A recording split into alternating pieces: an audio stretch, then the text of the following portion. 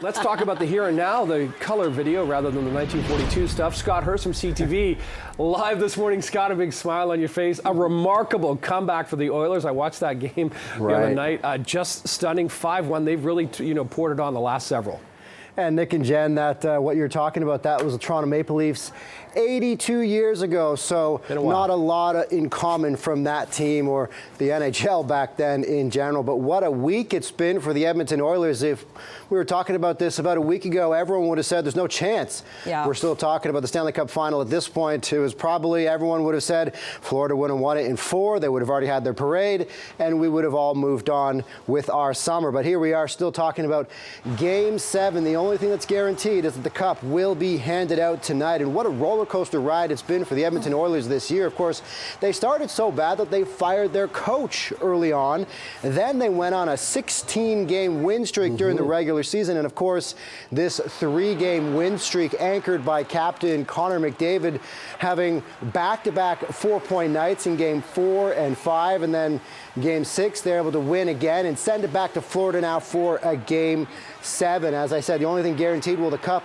It will be handed out tonight. It's been in the arena for several games. Of course, anytime there's a chance it could be hoisted, it's there, but it's had to travel with everyone these last couple days, these last couple games, about a week or so since it's gone back and forth between Florida and Edmonton. But last game tonight, the only thing that could happen is that the Cup will be hoisted.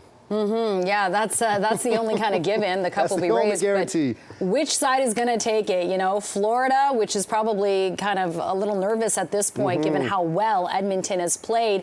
But this has only been done once in history before, Scott. So what are the chances really that the Oilers can pull this off in enemy territory? Yeah, well, let's put it a bit into perspective. Game 7s of the Stanley Cup final. It's been 5 years since we've had a Game 7 in the Stanley Cup final. And overall history of the NHL Game 7 in the Cup final, it does tilt toward the home team. Home teams are 12-5 overall, but I say overall because the home team is 0-3 in the last 3 attempts. So maybe overall, Florida can say it'll tilt in our advantage. We have the home crowd. We're back on home ice, but Edmonton's looking at this saying the last 3 road teams to do this, to attempt this, have won Game 7s. And so that's probably what both teams probably not even looking at. They're focusing on the game, but people like us who can talk about it, that is where history is leaning.